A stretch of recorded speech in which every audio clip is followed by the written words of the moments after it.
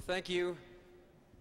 And it's a privilege to speak to the people of this conference, and I want to applaud the commitment you have to becoming healthcare professionals, those of you who want to become physicians, getting into medical school, and to providing care. As all of you know, Steve Jobs died this week. And I don't know how many of you got a chance to ever read or hear the commencement speech that he gave to Stanford University 5 years ago. If you haven't read it or heard it, I encourage you to do so. It's one of the best talks that I've ever seen. But at the end he says, have the courage to follow your heart. And I think that every one of you has medicine in your heart. And I really want to encourage you to follow that heart, to follow that passion, the passion for wanting to be a healer, for wanting to go into medicine. Steve Jobs changed the way our society works. And you have the opportunity to change American medicine. Steve Jobs, along with Steve Wozniak, created the computer the way we know it today so that the internet is now available to the people across this world. As a consequence of that, information is no longer that of the very few, but available to the very many. And you can do the same in healthcare. He changed the way we think about mobility. The work that he's done with the iPhone, the iPad, untethering people from machines, making information available wherever you are, whenever it is, and you have the opportunity. You're about the same age as the people who graduated from Stanford, and you have the opportunity to create this future, a future in which healthcare is available anywhere on this globe, anywhere that you want it to be. Medicine is the greatest of professions. Medicine is an opportunity to have patients provide their trust in us. It is a sanctified, it is a ritualistic profession. Patients tell us and will tell you the most intimate pieces of information about their lives. They will allow you to examine them. They will allow you to put needles and knives into them. They will expect that you will make the right diagnosis. They will expect that you will provide the right treatment. But most importantly, they will expect that when you have nothing else to offer, that you'll be there and that you'll hold their hand. And please don't forget that once you are physicians. This is the greatest time for American medicine. Don't believe any of the doomsday people who write in newspapers or magazines about all the problems in healthcare.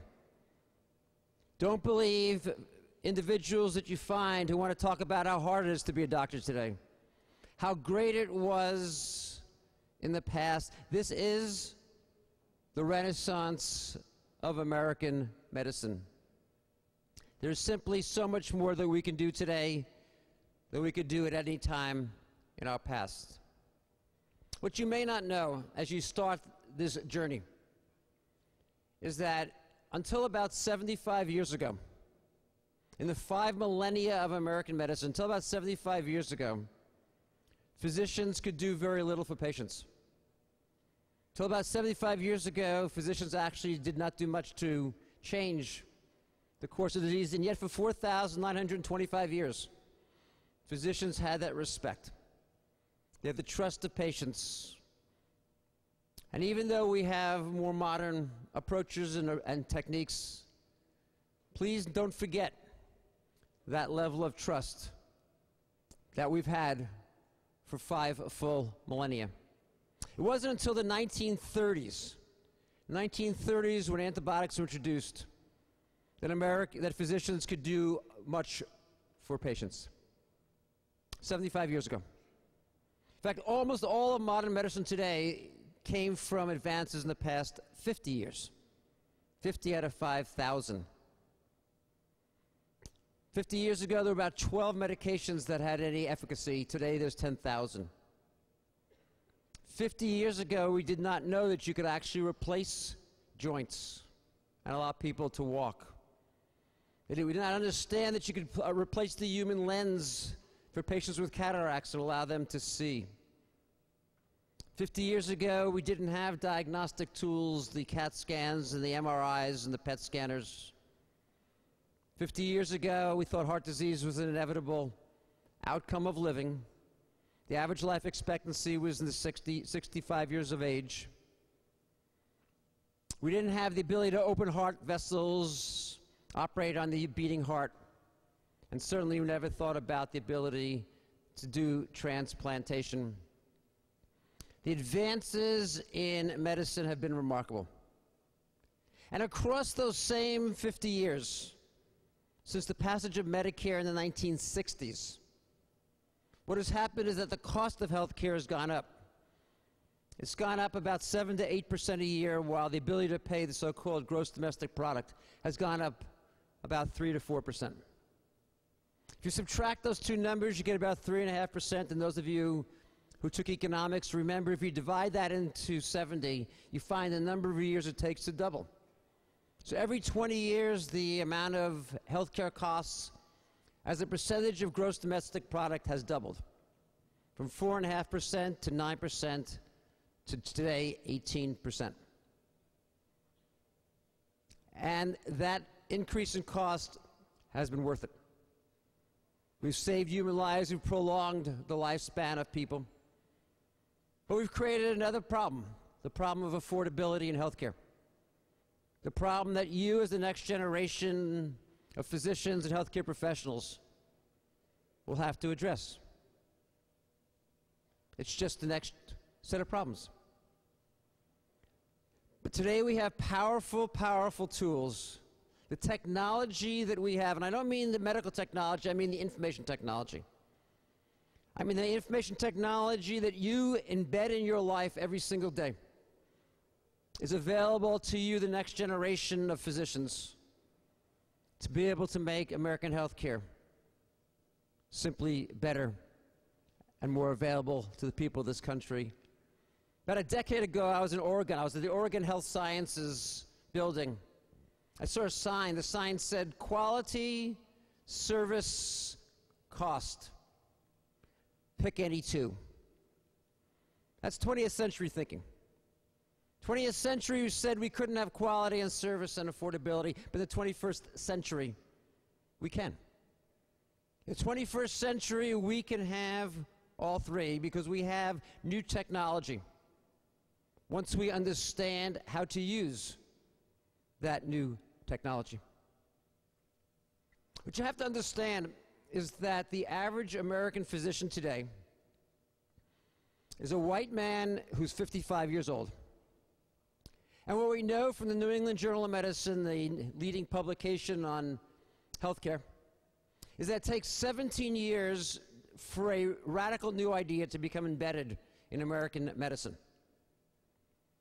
So if I do the math right, that tells me that the average physician in this country lives in 1994. He or she or he doesn't know that Google, Facebook, Twitter exist. They probably can log onto a computer and maybe they're learning to text message. And that's about as far as they are today. But we can do a tremendous amount more. And as a consequence, we can change American medicine. And we in Kaiser Permanente are about a decade ahead. First, demographically, we're a decade ahead. Our average physician is 44. And I'll say he, she, because half of our people are men and half are now women. Increasingly diverse, most speaking more than one language, are able to utilize modern technology better than physicians in community medicine. We have a full electronic medical record. There are no paper charts. It's available 24/7 wherever you get care. Outpatient, inpatient, ED, does not make any difference. 24/7. Every x-ray we take is digital. There is no acetate films. And through Stentor, it's available on the desktops of every physician, not just desktop, wherever the physician is, with every mobile device he or she may have. The consequence of doing that is we have the information at every point of contact to provide the care that people need, to provide the preventive care, to provide the early diagnosis, to provide the definitive treatment, regardless of where the patient might be. We provide online tools, the ability to make appointments, email your doctor, send digital pictures. We're not as good as we need to be, and you will help make us better. We've made major advances over the rest of medicine, and the consequence is, if every American today got the same care that we provide in Northern California where you're sitting, there'd be 200,000 fewer heart attacks and strokes every year. 75,000 people would not die of cancer over the next 5 years.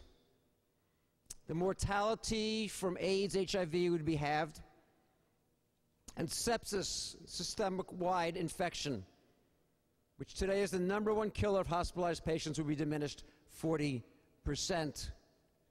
We have the opportunity, and you will lead the process of medicine moving from the 20th century into the 21st century. One of my heroes is Robert Kennedy, President John Kennedy's younger brother. And he once said that many men see the world as it is and ask why, but that he dreamed of what could be and asked why not. So I challenge you today, at this point in your life, going into medicine, to ask questions about why not. Why do we have disparate outcomes in healthcare in the United States today for different groups? Why should not every individual, regardless of their ethnicity, have exactly the same outcome in healthcare? Why should we not figure out how we can have the providers to provide care, who understand the culture and who speak the language, and understand that medicine has to be far bigger than what happens in a single physician's office? In South San Francisco, that's about an hour away from here, the largest Filipino population exists outside of the Philippines. And one of the physicians there, Sharito Seco, addressed the health care disparity and realized that it could not happen only in the doctor's office. And so she brought the restaurants of the community together and said, how can you serve healthier food? She brought the community leaders together and said, how do we provide education? And she brought the priests in, because she knew that if the priest said that someone should do something, that the people would listen before they listened to the doctors. Ask yourself, why do we spend a third to half of the money for our entire lives in the last year of our lives on healthcare? Could that money not get better spent? Why do 1/3 of people get enrolled in hospice get enrolled within a week of their death rather than months before, when it actually could make a big difference? Why are we so afraid to tell patients the truth? The truth about the fact that we do all die. Why don't we have the same dignity for death that we have for life? How do we as physicians, once again, be not just the people who cure disease, but impact patients' lives? Ask ourselves, why do we not provide to patients in their health care what they have in the rest of their life? I don't know if any of you have ever traveled to South America. You get off the plane, you go to an ATM machine, you take your ATM card because you forgot to get local currency before you left, you put it in the ATM machine, and it knows exactly how much money is in your bank account in the United States and gives you money in local currency. And yet across most of this nation, you go to the local emergency department.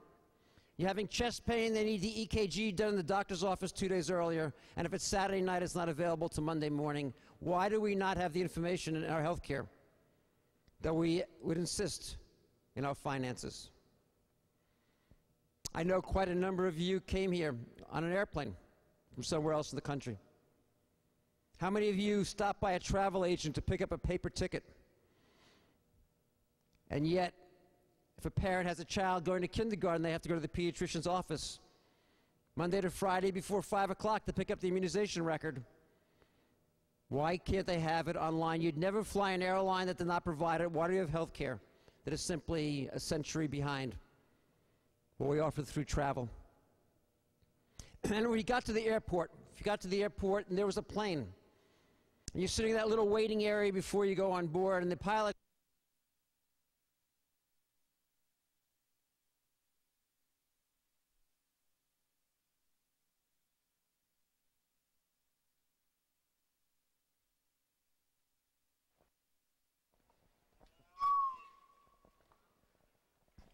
Let me see if, yeah, good. So you get to that little area, and the pilot gets on the phone and on the intercom. And the pilot says they have some bad.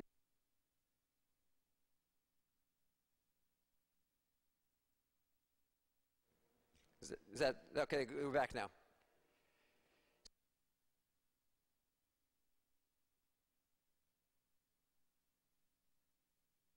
The bottom is sensitive. Okay. So I have some bad news and some good news for you. So the bad news is that the automatic pilot is not working on the plane.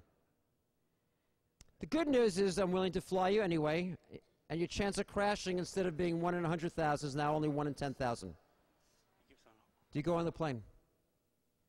And yet, if you're going into a hospital in the United States that does not have barcoding, does not have electronic order entry, your chance of dying from medication error is more than 1 in 10,000. Why do you accept so much less? Why does the American public accept so much less in their health care than they never would take in the aviation world? We have to ask ourselves, why do people die from preventable diseases across this globe with such a high rate of frequency? And what can we as physicians do? I'm particularly interested in some very innovative entrepreneurs in India.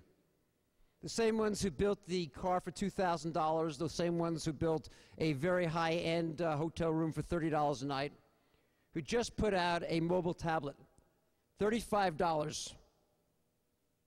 $30 if you're in education or in healthcare. Now they're aiming for $10, but $30 is a starting point. And what would happen if we trained tens of thousands of people across this globe to go around village to village, gave them the diagnostic tools that they need, gave them some medications that they needed, and gave them a mobile tablet with information on disease treatment? How many millions of lives could we save? And then, like Robert Kennedy, I ask, if we can do it, why not? This is the future world that I see for you, the next generation of physicians, the next generation of healthcare providers. When I speak to other audiences, they say, it's impossible. But what I know about leaders, and you are the leaders of the future, is that leaders make the impossible seem inevitable. And I believe that somewhere in this audience will be the people who will make the seemingly impossible become the inevitable. Before I take some questions, I'd like to tell you one last story. A story actually from the Medical Center Roseville. It's about 45 minutes up the road from here along Highway 80. It's a story I heard from a friend of mine who takes care of a patient there who was born with congenital deformities of all 4 extremities. He was born without a foot on his left side. He was born with a club foot on the right side. He was born without a hand on the left side and with only 2 fingers on the right side. And he was a child. He underwent clubfoot surgery and had the clubfoot repaired, had a prosthesis for the left foot where it was missing. And when he got to high school, he decided he wanted to play tennis. I don't know if any of you played high school tennis, but he wanted to play high school tennis. And he took a racket and he figured out how he could strap it to the arm without a hand. And he figured out he could throw a ball up with 2 fingers. And he became a very good high school tennis player. And then he decided he wanted to play Division I college tennis. I don't know how many of you are Division I athletes, But there are not very many Division I athletes. In fact, there were none before him who were born with deformities of all four extremities. He applied to 200 schools and got rejected from 200 schools. No one wanted someone with that much degree of congenital deformity to come on their tennis team. So he went to Loyola Marymount, Division I school, and he walked on the tennis team and he made the tennis team. He actually won more matches in college than he lost. And when he graduated college, he decided to become a tennis pro. So my friend, Dr. Palkowski, Chris Palkowski in Roseville, who's his physician, one day said to him, he knew him for lots of years, took care of him for over a decade. He said, explain to me, how did you have the audacity? How did you think it was even possible to make the high school tennis team? No less play Division I tennis. No less become a tennis pro. And this individual said to Chris words that I think we have to all remember. He said, choice is more powerful than circumstance. Choice is more powerful than circumstance, and that's what we have, that's what you have. We have the choice to change American medicine in the 21st century, to eliminate healthcare disparities, to make sure we invest the money wisely across people's lives, to bring 21st century technology into place and have an impact across the globe. All of those things are difficult. But choice is more powerful than circumstances. So let me applaud. Let me applaud your commitment. Let me applaud your dedication. And let me ask, before I take questions, that you never forget your passion. Thank you so much.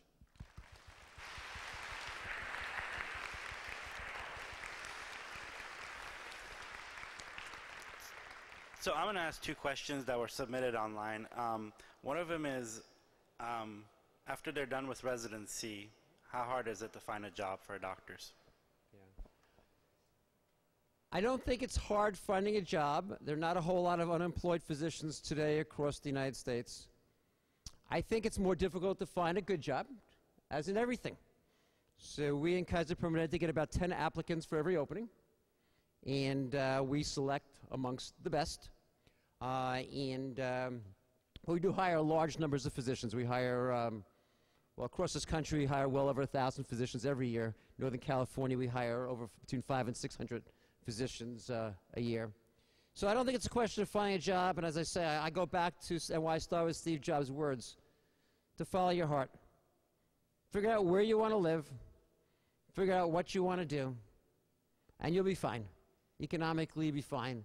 But follow your passion, and I really believe that as physicians, you'll make a difference that will lead your life to have more fulfillment than any other path that you could follow. And the second one is finding a job and paying back your student loans, and how's that?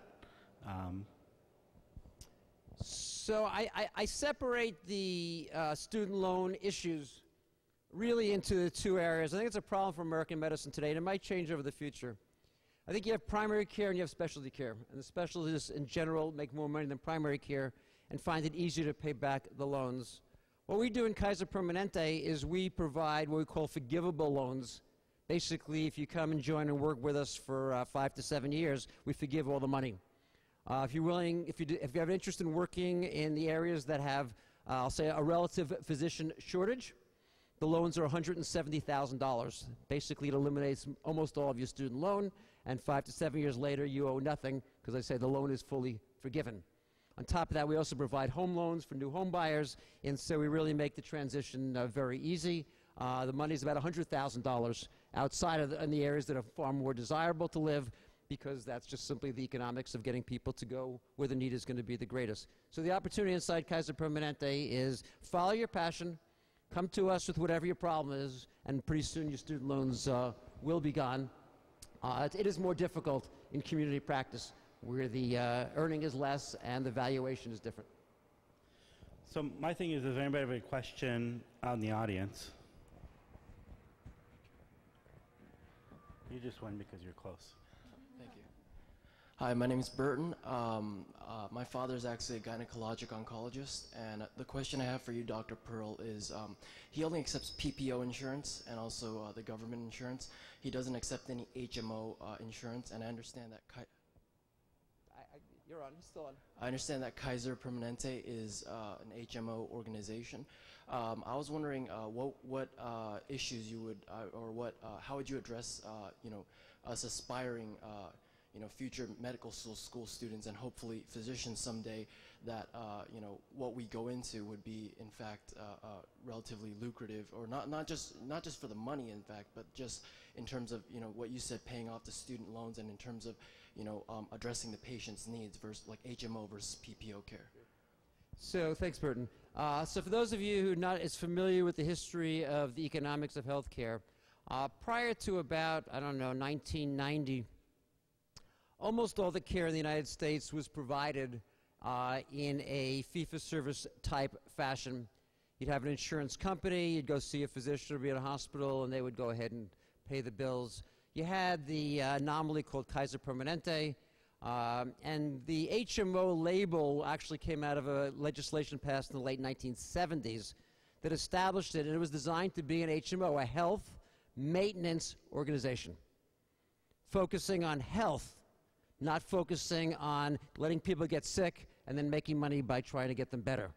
So it very much focuses on things like prevention, wellness, disease, early detection of disease, avoidance of complications. And so it was designed for all the right reasons. It got hijacked in the 1990s.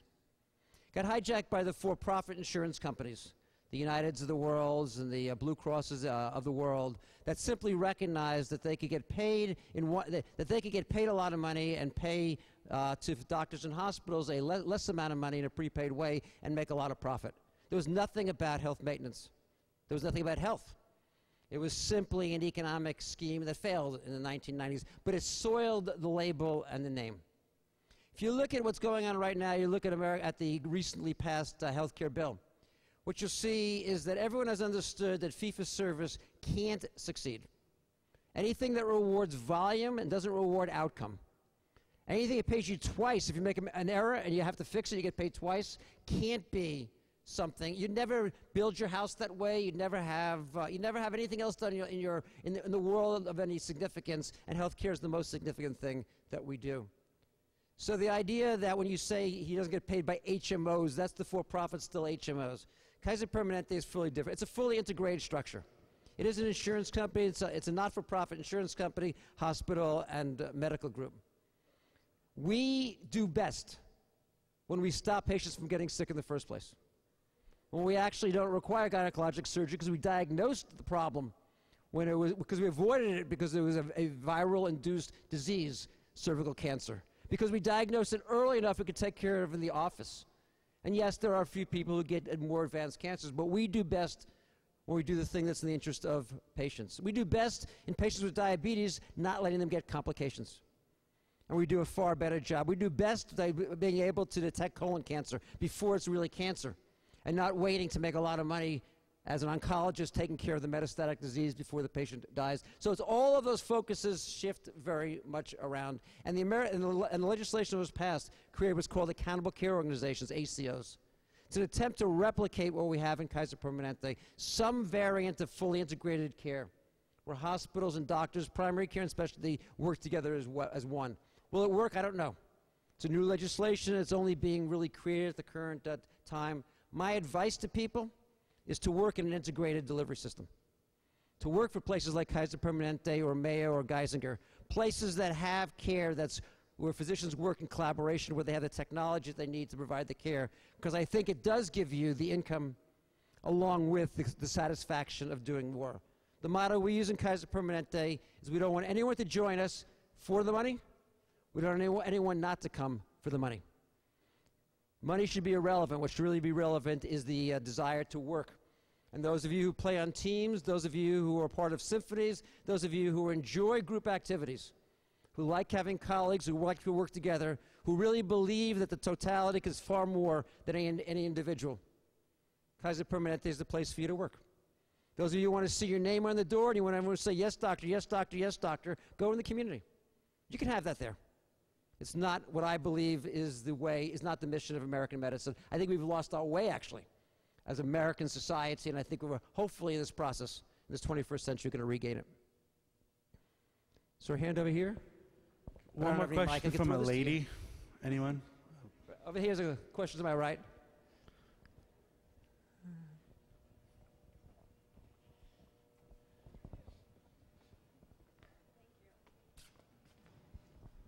Hi, I just want to say a really great speech. It was really inspirational. And the motto that we all know about Kaiser Permanente is to thrive. So my question is an insurance question. Why does Kaiser then deny coverage for patients with pre-existing conditions if you're a nonprofit? Sure. It's a great question. I also think this goes against the Hippocratic Oath. Thank you. It's a great question. And come 2014, no one will be able to do that anymore. The reason why we've had to do it along with everyone else is it's just purely defensive. What's different about medicine is that you can predict how much you're going to cost next year. And it's not a question of denying coverage, it's a question of the fact that if you have a disease that you know is going to require $250,000 of care and you can buy that for $10, what you end up doing is saying, I'll wait till I get that disease before I buy the care. And that's why in the federal legislation, the requirement to provide coverage for everyone regardless of pre-existing disease, but also to have the mandate to get the coverage actually go together. The Supreme Court's going to debate the legality of all of those pieces. We've been an advocate actually for not having anyone to be able to deny coverage for pre-existing disease. It's just not possible to be the only one out there doing it, or all you'll do is you'll flood the organization in a way that doesn't allow you to give care to the today 8 million people that we provide care for, because you simply become the place that everyone's going to go once they're simply sick. What we want people to do is to get care before they're sick to prevent the care. So it's been a defensive approach. You're absolutely right. It is not what medicine should be about. It's exactly the antithesis, and I'm very excited that that's the case. We've also been major proponents, and in this case we actually did, of making sure that maternity coverage is in every health care bill. Believe it or not, in California, the majority of for-profit companies don't cover maternity coverage on the individual program. And so we pushed that bill through, and Governor Brown signed it this week. So that's an example of where we did take the risk, and we paid the price, but it was manageable. The other price was just simply so big that we could not have fulfilled our obligation to the 8 million people to whom we had a contract. Can I tell one last tiny story? Tiny story. Because I think that, I don't get a chance to talk to all the people, the future doctors of this nation and all the healthcare professionals of this country. And I just want to tell you a brief little story. I had a chance to be in Washington, D.C. about 18 months ago. I gave a talk to the National Committee for Quality Assurance, which is the highest regulated area of healthcare outcomes. I talked about the fact that we had lowered the chances of our patients dying from heart disease 30% below doctors and hospitals in the community around us. I talked about all the other outcomes that were in play. And one of the people in the audience was a senator from New England State. And he said to me, he said, Dr. Pearl, I don't know a whole lot about Kaiser Permanente because there's none in my particular state. Would you come to my office and educate me? And so I went there, and I figured, I don't know how many of you talk to senators. You get about 15 minutes. An hour and a half later, we're still talking. And the light starts blinking in the office, which means a vote's about to happen. And I thanked the senator. I said, oh, no, please come with me. Please come with me. You take the elevator down. And again, if you get a chance to be in Washington, D.C., you can go see the thing. You travel this little, it looks like Pirates of the Caribbean car from Disney World. It's about this wide, 2 abreast, takes you to the chambers. You get to the chambers, and they're magnificent. About as wide as this floor of the auditorium is. Guards at all sides. You're walking down the way. And I'll tell you, you get this little bit of delusion. You say, well, maybe they won't notice I'm not a senator. I can go vote. But they notice. Take my word for it. They notice that you're there. We get to the door, big, tall door. The senator's there, and he turns to me and says, Dr. Pearl, I just want to say we're about to vote on a $1 trillion stimulus bill. You may remember that was passed about 18 months ago. He said the stimulus bill will stabilize this country. But if we can't find a way to make care affordable, if we can't find a way to keep people well, if we can't find a way to avoid chronic illness, it doesn't matter what we do. The American healthcare system will crumble and this nation will follow. He said, you and Kaiser Permanente, you are the last great hope. But I would say today that you, the future generation of American medicine, you are that last great hope. And I have a confidence that you will fulfill it. In advance, let me say, thank you very much.